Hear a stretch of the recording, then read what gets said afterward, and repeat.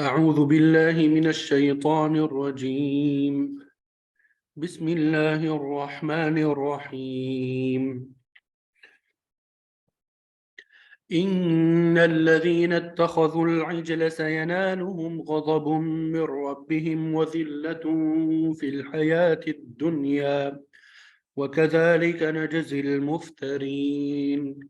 والذين عملوا السيئات ثم تابوا من بعدها وآمنوا إن ربك من بعدها لغفور رحيم. ولما سكت عن موسى الغضب أخذ الألواح وفي نسختها هدى ورحمة للذين هم لربهم يرهبون. صدق الله العظيم. الحمدللہ آپ کے سامنے سورہ اعراف آیت نمبر 152 سے لے کر آیت نمبر 154 تک تلاوت کی سعادت حاصل ہوئی۔ پہلے ان آیات کا ترجمہ آپ کے سامنے پیش کریں گے اور پھر اس کے بعد مفسرین نے جو تفسیر بیان کی ہے وہ انشاءاللہ آپ کے سامنے ذکر کریں گے۔ ان الذین، بے شک، الذین جن لوگوں نے، اتخذو پکڑ لیا، بنا لیا، العجل بچھڑے کو، سینالہم عن قریب وہ حاصل کریں گے یا انہیں پہنچے گا، غضب غصہ، من ربہم ان کے رب کا، یعنی جنہوں نے بچھڑے کو اپنا معبود بنا لیا تو انہیں دنیا کی زندگی میں ہی اپنے رب کے غضب کا، وذلت اور ذلت کا سامنا ہوگا، فی الحیات الدنیا، دنیا کی زندگی میں۔ اس سے معلوم ہوتا ہے کہ شرک کرنے سے اللہ تعالیٰ کا غضب انسان پہ نازل ہوتا ہے اور دنیا کی زندگی میں وہ ذلیل ہو جاتا ہے، دنیا کی زندگی میں وہ کیا ہو جاتا ہے؟ ذلیل ہو جاتا ہے۔ وَكَذَلِكَ اور اسی طرح، نجزی ہم بدلہ دیتے ہیں، المفترین بہتان باندھنے والوں کو، وَكَذَلِكَ اور اسی طرح، نجزی ہم بدلہ دیتے ہیں، المفترین بہتان باندھنے والوں کو، والذین اور وہ لوگ، عاملو جنہوں نے عمل کیا، السیئات برے اعمال، جنہوں نے برے اعمال کیے، ثم تابو پھر انہوں نے توبہ کر لی، من بعدہا اس کے پیچھے، یعنی اس کے بعد برے عمل کرنے کے بعد انہوں نے کیا کر لی؟ توبہ کر لی، وآمنوا اور وہ ایمان لے آئے، بے شک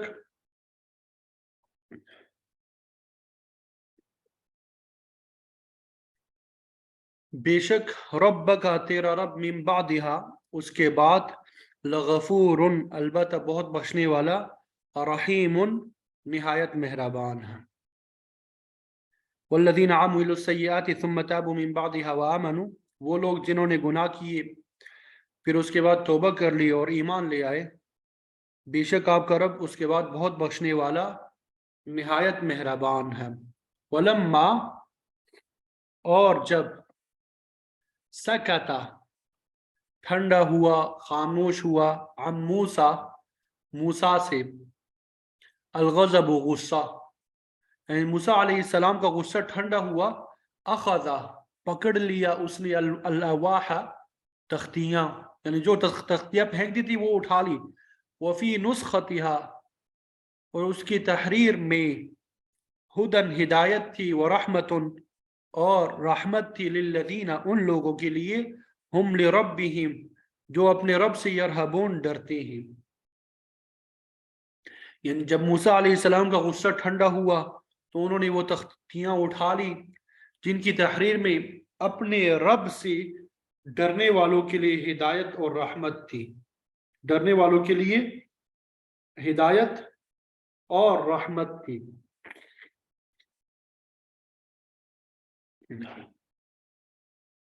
یہاں تک بات سمجھ آ گئی؟ ترجمہ سمجھ میں آ گیا سب کو؟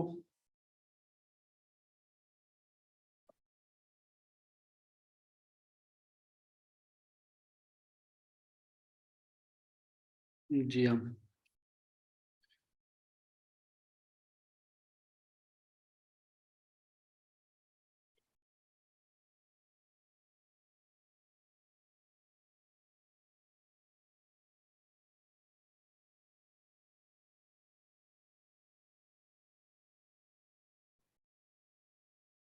تو یہاں پہ بنی اسرائیل کی قوم جو ہے، باقی قوم جو ہے، ان کی حالت بیان فرما رہے ہیں جو بچھڑے کی پوجا میں ملوث ہو گئی تھی. ان الذین اتخذوا العجل، بے شک وہ لوگ جنہوں نے بچھڑے کو معبود بنایا. تو انسان کی ذرا ذہنی پستی کو دیکھیں آپ، کہ سونے سے بنے ہوئے بچھڑے میں تھوڑا سا کرشمہ دیکھا تو فوراً اس کی پوجا شروع کر دی. انسان جب ماننے پہ آ جاتا ہے تو حقیر سے حقیر چیز کو معبود بنا لیتا ہے. حقیر سے حقیر چیز کو بھی وہ کیا کر لیتا ہے؟ معبود بنا لیتا ہے. اور جب یہی انسان انکار کرنے پہ آتا ہے تو اللہ تعالیٰ کی توحید کا بھی یہ بدبخت انکار کر دیتا ہے. اللہ تعالیٰ کی بھیجی ہوئی کتابوں کو بھی تسلیم نہیں کرتا، حتیٰ کہ اس کے مقدس پیغمبروں کو پتھر مار کر ہلاک کر دیتا ہے. تو یہ انسان کی ذہنی پستی کی انتہا ہے.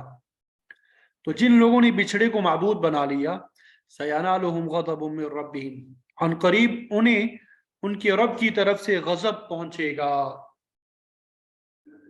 اللہ کے نبی ان میں موجود ہے، سمجھا رہے ہیں کہ اللہ تعالیٰ کی وحدانیت کو قبول کرو، بچھڑے کی پوجا چھوڑ دو ورنہ عذاب میں مبتلا ہو جاؤ گے. تو یہاں پہ غضب سے مراد عذاب ہے.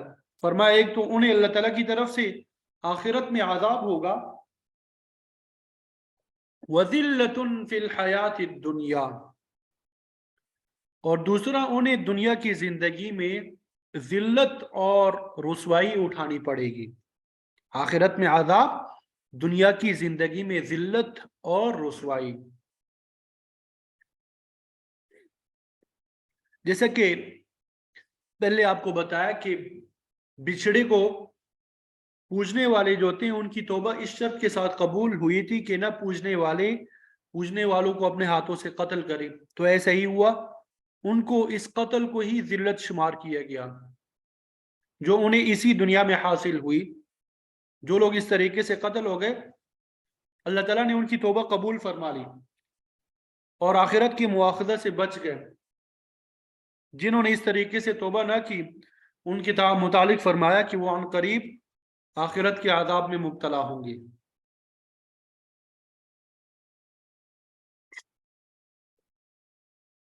اور پھر سزا کے ذکر کے ساتھ اللہ تعالیٰ نے یہ بھی فرمایا وَكَذَلِكَ نَجْزِي الْمُفْتَرِينَ، ہم افطرا باندھنے والوں کو اسی طرح بدلہ دیتے ہیں.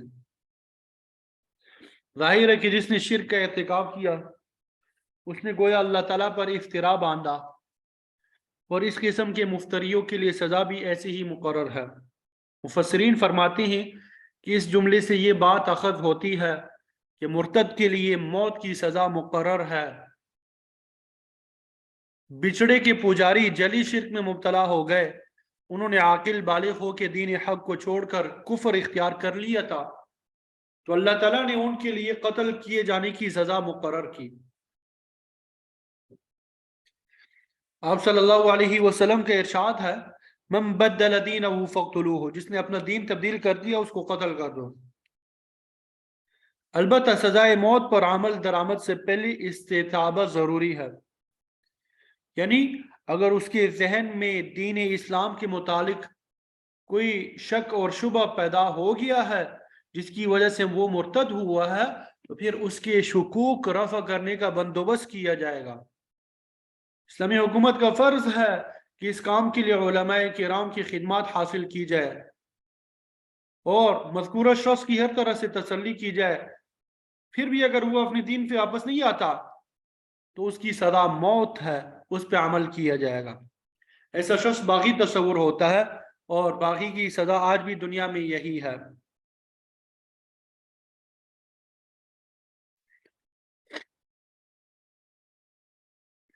تو اللہ تعالیٰ نے جہاں بڑے بڑے جرائم کے لیے سخت سزائیں رکھی ہیں، وہاں اس کی رحمت بھی ساتھ ساتھ چلتی ہے، اور بغاوت سے نادم ہونے والے کو اپنی آغوش میں لے لیتی ہے۔ ارشاد ہوتا ہے والذین عاملوا السیئات، وہ لوگ جنہوں نے برے کام کیے، ثم تابوا من بعدها وآمنوا، پھر اس کے بعد انہوں نے توبہ کر لی اور ایمان لائے، ان ربک من بعدها لغفور الرحیم، بے شک تیرا پروردگار اس کے بعد البتہ بہت بخشش کرنے والا مہربان ہے۔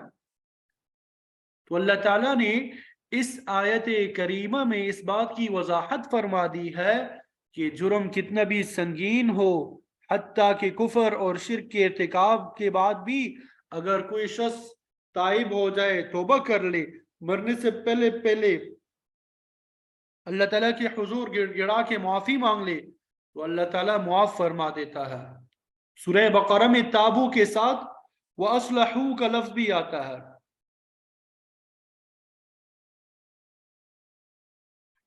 وَأَصْلَحُوا کا لفظ بھی آتا ہے، یعنی انہوں نے معافی مانگنے کے ساتھ ساتھ اپنی اصلاح بھی کر لی، گویا ایسی سچی توبہ کی کہ پھر اس جرم کے کبھی قریب نہیں آیا۔ تو اللہ تعالیٰ توبہ قبول کرنے والا اور مہربان ہے۔ البتہ ایک بات یاد رہے کہ حقوق العباد توبہ سے بھی معاف نہیں ہوتے۔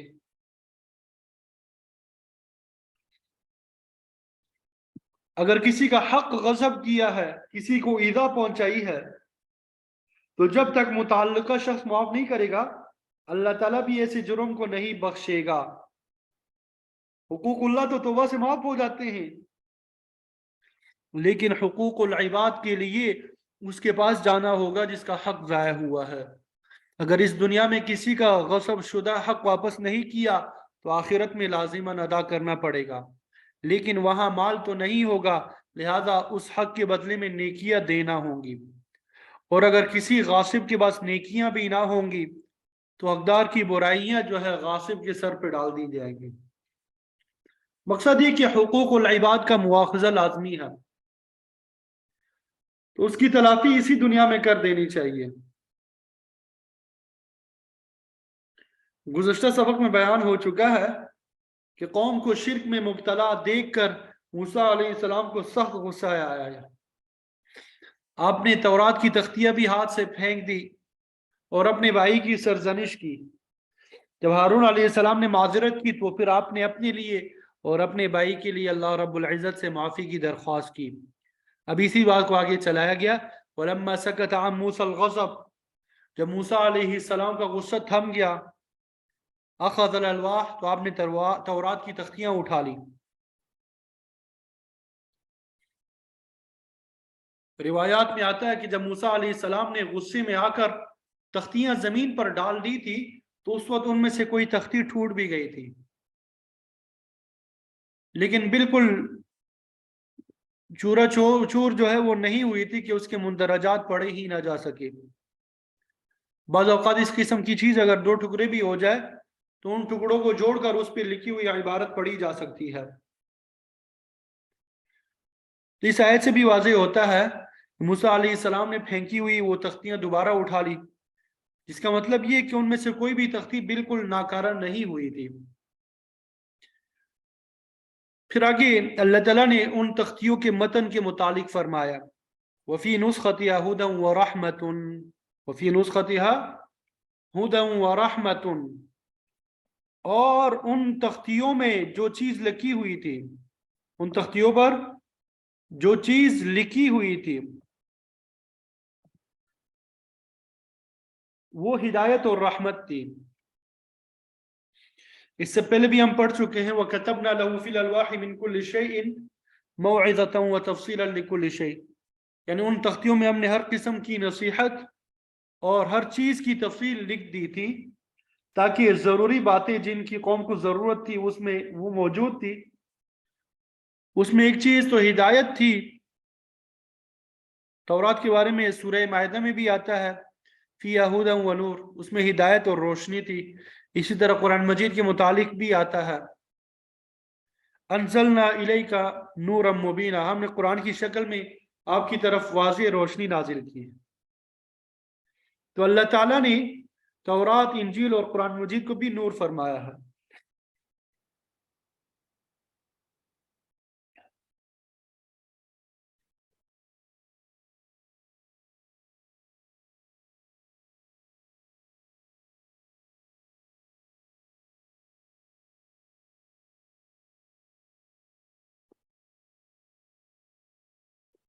تو تورات کی تختیوں میں جو چیز لکھی ہوئی تھی وہ ہدایت اور رحمت تھی، لیکن کن لوگوں کے لیے؟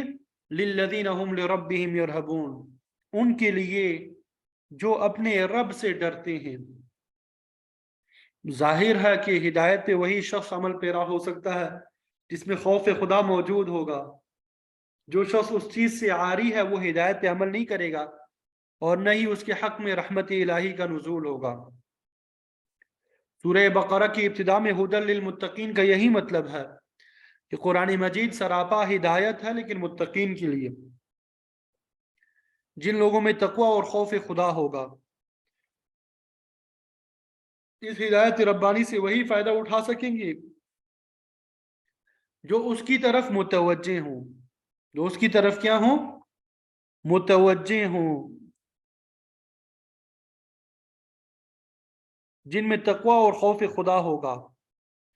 اور جو اس کی طرف توجہ ہی نہیں کرے گا وہ کیسے فائدہ اٹھا سکے گا؟ اسے کیسے فائدہ پہنچے گا؟ تو یہاں پر تورات کے متعلق بھی فرمایا وفی نسختها ہدی ورحمہ، کہ اس میں ہدایت اور رحمت جو ہے وہ لکھی ہوئی ہے، لیکن اس سے وہی لوگ مستفید ہو سکیں گے جن کے دل میں خوف خدا ہوگا۔ للذین هم لربهم یرہبون۔ تو قرآن مجید کی واضح ہدایت ہے، لیکن اس سے اعراض کرنے والے اس سے محروم ہے۔ جو اس کی طرف توجہ ہی نہیں کرے گا وہ سمجھے گا کیسے، اس پہ عمل کیسے کرے گا؟